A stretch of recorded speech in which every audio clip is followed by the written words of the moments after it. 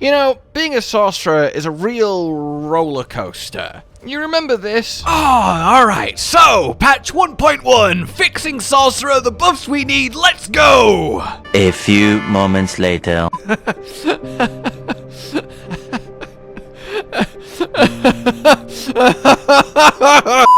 Being the weakest class in the game, getting horrific changes and generally the sadness. All the way to now in Season 2, where we are the best class with the best build, but even then, I should add an S. It's best builds. I keep getting asked what I think are actually Sorcerer's best handful of playstyles. Because, yeah, Ball Lightning, of course, but there's also a bajillion ways to play Ball Lightning, and even beyond that, nearly every skill we have, if you build around it, push it to its maximum, actually becomes kinda silly.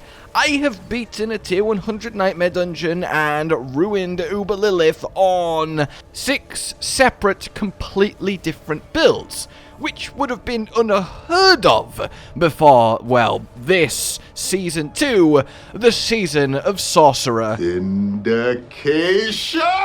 So I wanted to go through what are currently, in my opinion, the best 5 Sorcerer builds. Of course, we make new discoveries consistently as we test everything to the nth degree, but I'm pretty happy with these choices. And of course, all the builds I'm about to talk about can be found both on the channel and linked down below if you wish to check them out. So, coming in at number 5 then.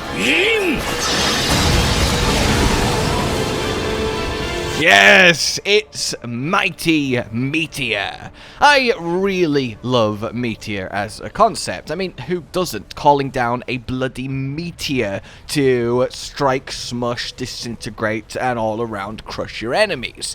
It feels good to see it slam into the ground, and it feels even better to see what numbers are produced when it does so. It's confidently crushed Uber Lilith, it cruises through tier 90 pluses, and generally gets the job done in any way you need it to, and more. It is, however, down at number 5, because it's a bit slow when it comes to pure speed farming. Actually, it's your own level content, so doing Hell Tides, doing lower Nightmares just to farm Glyph XP, doing Blood Tides, where it weirdly falls short because of the simple drop time. You run over to a group of enemies, you click the meteor, it falls, it kills them, that's great, but the other builds, because have already been moved on to the next 2 packs of enemies in that time, and you do start to feel it. That's less of an issue in difficult content, where the focus is on killing everything while not dying to it, but even then, Meteor does need you to use your necklace slot on a offensive aspect, 3 curses, to really hit those numbers, which means you can't disobedience on your neck, which means you do tend to be a bit squishier. Not squishy, but squishier. That said, though, conversely, it has fantastic synergy with X-Files, which is one of the greatest sources of reliable, massive, million-hit proc explosion damage in the season, and just in the game, as it's a new unique that will carry on forever. And Meteor being able to layer multiple damage over time effects every time it lands kind of is monstrous in its synergy with this unique, and that really kicks it up a notch. You just do one-shot elites in tier 100s and crush bosses all the same. And thanks to anticipation and the insane cooldown reduction we can get this season, having infinite mana Fire Snake up near half the time helps answer one of the biggest things that's held Meteor back, which is having enough mana to consistently, constantly cast it. Now, all of this said, this 5th place was very close between Meteor and Fireball. So, I'll just quickly say this. If you care more about killing hard enemies, so, you know, tier 90 plus elites, bosses, Uber Lilith, Duriel, and so on and so forth, Meteor is the way. However, Fireball does beat it when it comes to just clearing waves of random enemies and your level content. That is kind of their strengths and weaknesses, so really that is up to you which one you want to go for, but they could both have taken this slot. I just give the little nod to Meteor, as the boss damage really is that much better than Fireball. Over to 4th then, it is pure Arlash Sorcerer.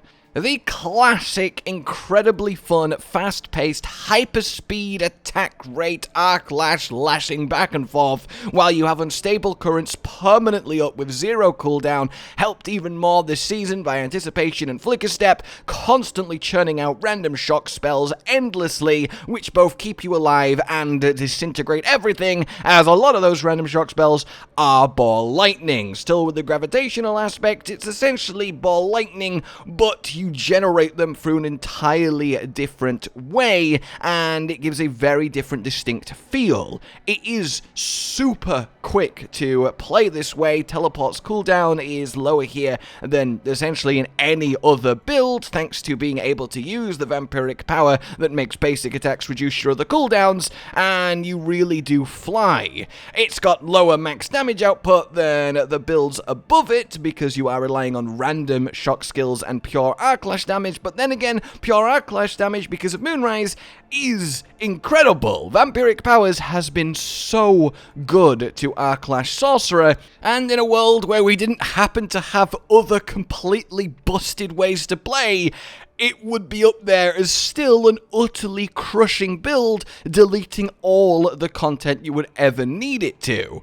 Honestly, we are suffering from success this season with too many perfectly powerful builds to choose from, which is something I'm certainly not going to complain about. I always have a soft spot for this build. I just think it is really, really fun to just spam Arlash and watch fireworks happen. The quest for that mythical permanent unstable currents was finally completed truly this season, and it made very, very good things happen. It's also especially good before you get super min-maxed late game gear, as it gets off the ground very quickly, despite still being able to T100 and Uber Lilith comfortably and quickly, and it is, as I mentioned, seriously tanky. All of the lightning spears summoned by your permanent stable currents gives you a barrier. You get to use Aspect of Might because we're Arlashing, which is huge DR, and it just works. It's a super smooth, powerful playstyle that I would not blame anyone for still investing in.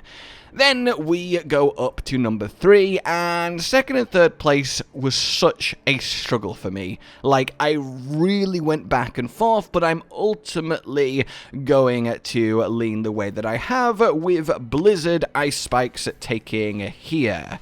The reason being is that damage-wise, this is nutty. It competes with Ball Lightning once you get enough Blizzards layered, and then once you get even more Blizzards layered, it does more damage than Ball Lightning. Blizzard is an X-Files proccing machine, and we know how powerful that can be in of itself, and it doesn't do it by giving up any of the raw damage of the constant bursting machine gun of ice spikes exploding for up to 1 million damage each, thanks to, well, the new glyph and almost the new unique ring, but sadly Rashas, as it has done for every sorcerer build, has kicked it out of its space, and it runs X-Files along with Rashas. But hey, it is nice to actually get support for ice spikes in various ways, and as I said, the new glyph certainly does make a big difference, with 10% just free crit chance on your ice spikes. This is an absolute boss shredder, especially now that every boss slowly crawls or summons or spawns in, and then that's already too late because you have layered up 10 blizzards and you have now deleted it. That is super satisfying. But it's also a ranged build, right? You can put blizzards anywhere on your screen, so running through a tier 100, just drop 1 blizzard per pack of enemies, they instantly explode and dive to the ice spikes and the X-Files, and you are good to go. So it's a very safe build in that sense. It's not as purely tanky as some others, you don't have as much DR, but the sheer playstyle of it keeps you away from many of the dangerous things that actually can kill or even one-shot you in tier 90 plus. It's just hard to argue against the sheer results of it, and it's really cool to see an ice-based playstyle this strong, and in terms of pure numbers, able to rival Ball Lightning. It is just very nice to run through, placing blizzards everywhere, and watching everyone die while you just kind of stand there. And the usual mark against Blizzard in that it needs time to ramp up damage doesn't really apply here, because just a single Blizzard is enough to immediately disintegrate every enemy stood in it. Because each Ice Spike one-shots even elites at tier 100, you don't really have to think about placing any more than just one vaguely generally near where enemies are. And bosses always needed you to just keep casting it until they were dead, so that doesn't really change anything. It's just very powerful, and it's a build that if we'd have access to it before Season 2, it would have been the best build both that Sorceress had and in contention for best build in the game. So it says a lot that there is still 2 more to talk about, and on that note, in second place, we have one of my most recent creations that I am insanely proud of because it's so potent, and it is Charged Bolts Sorcerer in its current form. Now, the reason this is so particularly good is that, yes, Charged Bolts are a Ball Lightning enchant proccing machine, which is obviously really good because you just get a C of our most damaging ability everywhere, which helps greatly, but it's also an X-Files proccing machine. Charged Bolts fires 5 bolts. 3 of those bolts hitting does a Lightning Nova. That is 6 instances of damage. With the Firebolt enchant, that means 6 layers of Firebolt, which means 6 separate damage over times, rolling lucky hit to proc X-Files. And that's only if you cast Charge Bolts once, which of course you're never going to do. So you can spam it, stack up so much damage over time, separate effects, that this, more than any other build, is the champion of X-Files, and X-Files is the single way to get the highest hitting numbers that Sorcerer can do. You can get up to like 8 million explosions from this thing. But it's not just that, that's icing on the cake. Now that we have a buffed unique Charge Bolt staff coupled with the piercing aspect, you end up just being able to spam out ranged Charge Bolts that last 300% longer and automatically home to and through and background every enemy. Not just on screen, but many that you can't even see yet because they don't stop. They will target someone, crackle over to them, kill them, immediately move on to the next enemy, crackle over to them, kill them, and it just keeps on going and going and going, and you just watch this propagate through the screen, doing more than enough damage to annihilate everything, including Uber, Lilith, and Duriel, as you sort of sit back and relax. And that sit back and relax is really one of the key reasons why it's in second place, because this just is the tankiest Sorcerer build. You get to use the damage reduction inbuilt into Charged Bolts, which is an extra 25% on top of being ranged, and that gives you all the comfort you could ever ask for. I have obviously done essentially every Sorcerer build that you can do this season, because I am absolutely loving it, and truly I have never felt safer, even including Ball Lightning, than playing Charged Bolts. It does more than enough damage to get the job done, and it does it from the safest position that you could want on this class, and I cannot express how much I love both this build and the playing of it.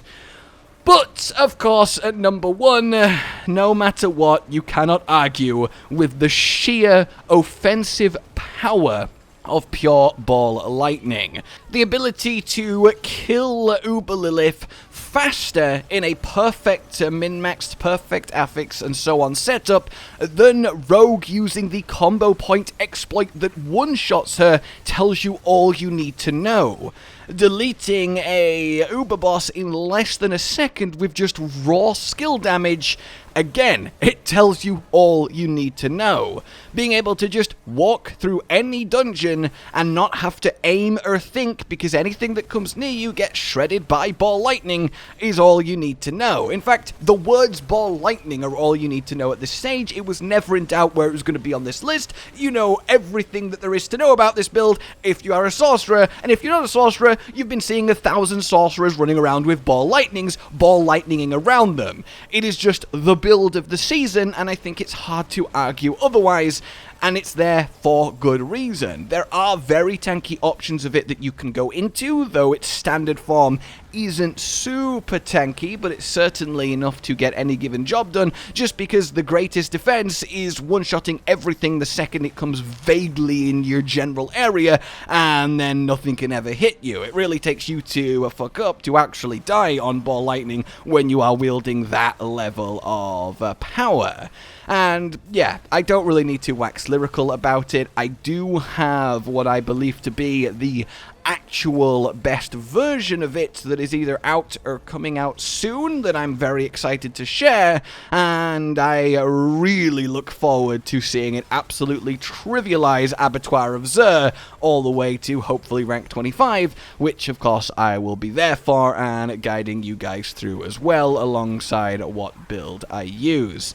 The only real disadvantage of ball lightning is it's essentially melee, but again, it's not the hardest to just run on top of every enemy with how fast we are with both Esu's heirloom dodges and teleports. But, you know, at least there is one con to playing it. Hey!